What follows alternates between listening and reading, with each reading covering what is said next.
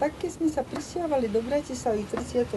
roku, lebo obaja rodičia boli teda viazaní prácou na Bratislavu a tam bolo tak, že sa zabere ako to územie, kde sme bývali ako Maďarmi, tak sme sa sem všetci presťahovali a ako prvé naše bydlisko bolo na Halašovej, tam stál jediný taký poschodový dom, dvojposchodový, ktorý doteraz tam je.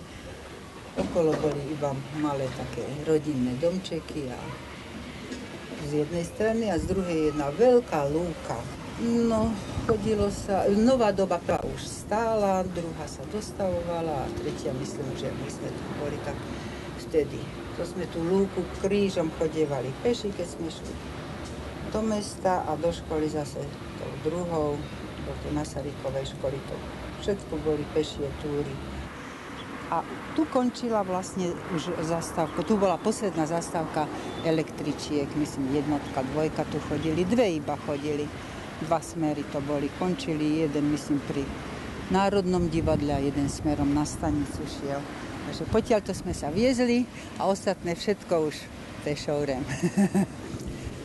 No a teraz na tom mieste vlastne je ľudová štvrť. Celá ľudová štvrť je na tej zelenej lúke postavená, až po tie terajšie Kutucovové kasárne. Samozrejme, ten dom nebol taký krásny, teraz je veľmi ako opravený. A potom tu bývali na prízemí, mal dvoch synov, takých zo 2 roky bolo medzi nimi a to obidvaja za mnou ako tak pálili. Nevedela som si vybrať medzi nimi vtedy ešte.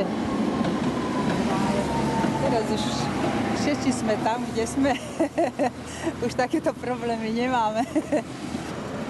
No a môžem vám s určitosťou prehlásiť, že v tom čase, o ktorom vám ja rozprávam, tieto Hondy a tieto Suzuki a tieto Yamahy a Kawasaki a čo ja viem, ešte to tu nebolo. Ani chýru, ani slichu. Celá Krížna ulica boli malé domčeky.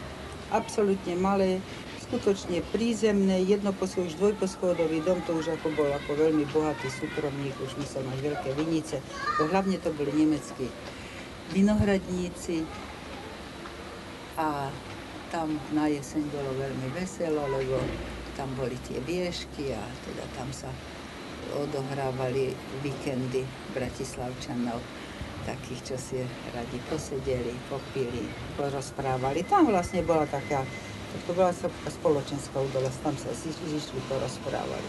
Niektorí do kostola, niektorí pod vieku. Tento dom odborov, to však pravda vyrástlo už vlastne možno počas, odkedy už ako vy ste na svete. Toto napravo, kde sú teraz tieto stromy tu vpravo, to boli zase len tie malulinké, učupené domčeky, také, jak som vám hovorila, že mi vždy pripadali. Teraz, keď som Rio de Janeiro videla, tak presne také malé, s takými maličkými záhradkami, ale vyslovene kuchyňa, izba, utlčené vlastne z všelijakých debničiek a všelijakých kúskov, papundeklov, kdečoho. No to z toho vyrastlo tu na čosi krásneho. To bola rovina, kde sa tu dul vietor z každej strany, lebo tým, že to bolo otvorené a každú zimu sme tu robievali povinnú snehovú brigádu, aby sa tu dalo prejsť, aby tie električky mohli prejsť a nejaký ten autobus, neviem, či chodil tak, aby to. No táto časť potom už, pravda, toto námestie končí tu na touto tržnicou, už je vlastne už 11:30, vlastne by sme už na nejakú kávičku aj mohli zajsť. Prejdem tam, kde teraz bývam, kde teraz sedím vlastne.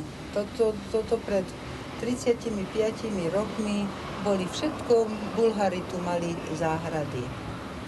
Toto boli skutočne bohaté, krásne záhrady, kde okolo, čo už teda stáli tieto domy, aj niektoré tie poschodové, chodili ľudia v sobotu, nedeľu nakupovať. Nemuselo sa ísť ani na trh, rovno sa sem chodilo a rovno kto čo chcel, to im povyrezovali.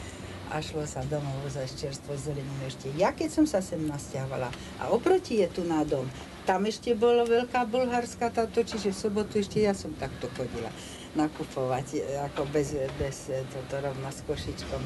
Už keď bolo 11 hodín, vedeli sme, že obed je, rýchlo sa na čerstvú zeleninku utekalo. Bolo to veľmi fajn.